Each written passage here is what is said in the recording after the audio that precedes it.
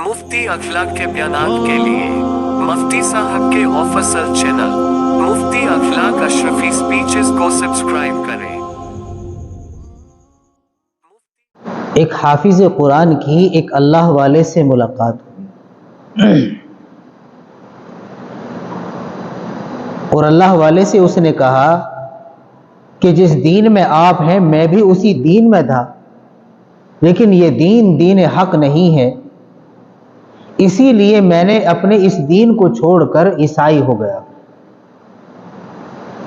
यानी वो लड़का जो हाफिज कुरान था वो ईसाई बन गया। आलिम दीन जो बुजुर्ग साहब थे उन्होंने कहा कि तुम्हें कैसे मालूम हुआ कि जिस दीन में तुम थे वो दीन दीन हक नहीं था? उसने कहा कि मैं इमाम था और बेहतरीन कुरान शरीफ पढ़ा करता था, लेकिन मेरी जिंदगी में एक दिन ऐसा आया कि जब मैं नमाज फजर पढ़ाने के लिए मुसल्ले की तरफ जाने लगा तो मेरा वुजू टूट गया। दिल में अल्लाह का खौफ भी था, लेकिन उसके साथ साथ उस मस्जिद का जो मुतवल्ली थे वो मुतवल्ली भी किसी जालिम से कम नहीं थे। उनका भी मिजाज बड़ा सख्त था, जबान बड़ी कड़वी थी। अब मैं परेशानी के आलम में हूं कि मेरा वुजू टूट गया, नमाज का वक्त हो गया। अब मैं नमाज पढ़ाने के लिए जाऊं तो मुझ पर अल्लाह का खौफ तारी है कि कहीं ऐसा ना हो कि बगैर वुजू के इमामत करने के लिए मुसल्ले पे चढ़ जाऊं, फजर की नमाज में पढ़ा दूं और इस हरकत की वजह से मुझ पर कहीं अल्लाह का अजाब ना आ जाए। और एक खौफ मेरी ऊपर इस बात का भी तारी था कि अगर मैंने नमाज नहीं पढ़ाई और इस वक्त में वुजू टूटने की वजह से अगर मैं वुजू करने के लिए चला गया तो नमाज का टाइम आगे हो जाएगा, जो नमाज का सही टाइम है उससे ज्यादा टाइम हो जाएगा। कहीं ऐसा ना हो कि मुतवल्ली को गुस्सा आ जाए, वो मुझे कुछ कहने लगे, क्योंकि मेरी छोटी सी तनख्वाह थी और उसी से मैं अपने बच्चों का गुजारा किया करता था। दीगर मेरे पास कोई भी ऐसा कोई काम नहीं था जिसकी वजह से मैं अपने बच्चों का गुजारा कर सकता था। मुझे इस बात का भी खौफ, मुझे अल्लाह का भी खौफ, मेरी कुछ समझ में नहीं आया कि मैं करूं तो करूं क्या। लेकिन ऐसा हुआ कि मैंने मुतवल्ली के डर से वो नमाज बगैर वुजू के पढ़ा दी। बात समझ रहे हैं? बगैर वुजू के नमाज पढ़ा दी। अब अल्लाह का खौफ मेरे ऊपर इस कदर तारी हुआ, कहीं ऐसा ना हो अल्लाह का अजाब आ जाए। मैंने ऐसा गुनाह कर दिया है कि इसमें अल्लाह का अजाब मुझ पर हर हाल में आएगा। नबी के मुसल्ले पर खड़े होकर मैंने बगैर वुजू के नमाज पढ़ा दी। बड़ा परेशान, नींद नहीं आ रही, भूख लग रही है, खाना खाने का मन नहीं, नींद आती है तो सो नहीं रहा। बड़ा ही परेशान, कई दिन इसी तरीके से गुजर गए कि उस आदमी, उस इमाम, उस हाफिज कुरान को नींद नहीं आती कि अल्लाह का अजाब ना आ जाए, अल्लाह का अजाब ना आ जाए। मैंने बहुत बड़ा गुनाह कर दिया। लेकिन जैसे जैसे दिन गुजरे और मैंने देखा कि मेरी हालत ऐसी की ऐसी है, मेरे पर अल्लाह का अजाब नहीं आया, मेरे दिल को हल्का सा सुकून पैदा हो गया। जब कुछ दिन गुजरे तो एक दिन का वाकया फिर इसी तरीके का हुआ कि नमाज फजर पढ़ाने के लिए जब मैं उठा तो देखा कि मुझे नहाने की हाजत हो गई। मुझे गुस्ल करना मेरे लिए जरूरी था। अब मैं गुस्ल करता हूं तो नमाज का वक्त सारा जाता है, और नमाज अगर पढ़ा दूं तो दिल के अंदर यह खौफ था कि अल्लाह का अजाब उस वक्त में तो आया या नहीं आया, लेकिन अब के तो जरूर आएगा अगर मैंने इस हाल में नमाज पढ़ा दी। بڑا پریشان، سر میں درد ہو گیا، اب کروں تو کروں کیا؟ متولی کی آواز آ رہی ہے کہ نماز کا وقت ہونے والا ہے۔ اب متولی کی بات سنے یا خدا کا خوف جو اس کے اوپر طاری تھا، اب اپنے اندر کی بات سنے، بڑا پریشان۔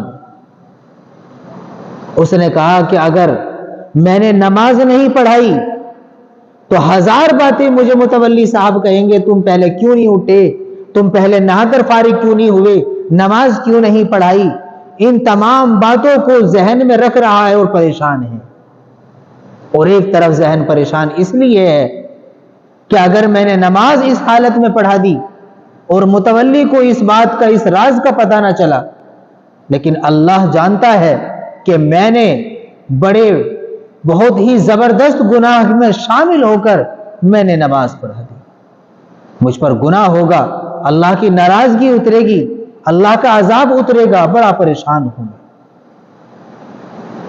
لیکن چونکہ بندے کی ناراضگی تو سامنے ہوتی ہے نا، اللہ کی ناراضگی دکھائی نہیں دیتی، اس پر ہماری غور نہیں ہوتی۔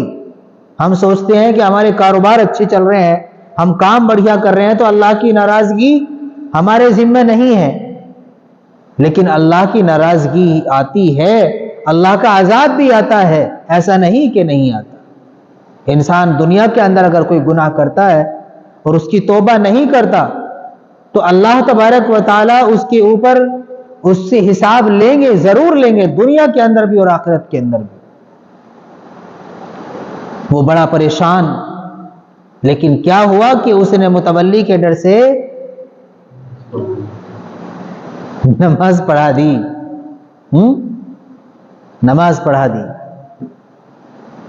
اب اتنا پریشان، نماز تو پڑھا دی، سارا کانپ رہا، لرزہ طاری ہو گیا سارے شریر پر کہ پہلے تو اللہ کا عذاب آیا یا نہیں آیا، لیکن اب کے ضرور آئے گا۔ سمجھ رہے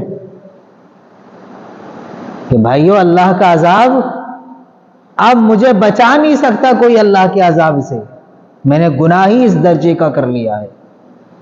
لیکن جب دیکھا کہ 2 دن گزر گئے، 4 دن گزر گئے، 5 دن گزر گئے، ہفتہ گزر گیا، مہینہ گزر گیا، لیکن اللہ کا عذاب عمومی طریقے سے نہیں آیا، ظاہری اعتبار سے اللہ کا عذاب نہیں آیا۔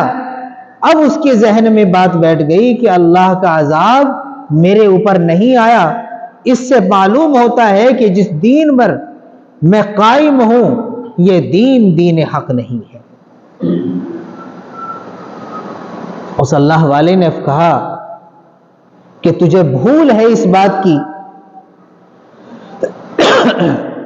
کہ اللہ کا عذاب نہیں آیا تیرے اوپر، اللہ کا عذاب تو آ چکا ہے اور تو اس اللہ کے عذاب میں گرفتار بھی ہے، اللہ کا عذاب تو آ چکا ہے۔ اس نے کہا کہ کیسے اللہ کا عذاب؟ مجھے تو ظاہر نہیں ہوا، میں نے تو نہیں دیکھا،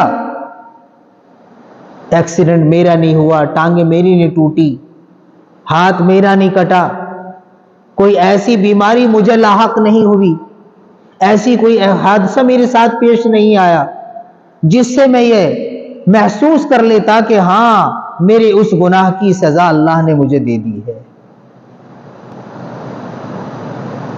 عالم دین نے اس حافظ قرآن سے کہا کہ نہیں، یہ ضروری نہیں ہے کہ اللہ کا عذاب ظاہری اعتبار سے انسان کے اوپر آئے، کبھی کبھی اللہ کے عذاب ایسے آتے ہیں کہ انسان کی اندرونی اعتبار سے زندگی بدل جاتی ہے،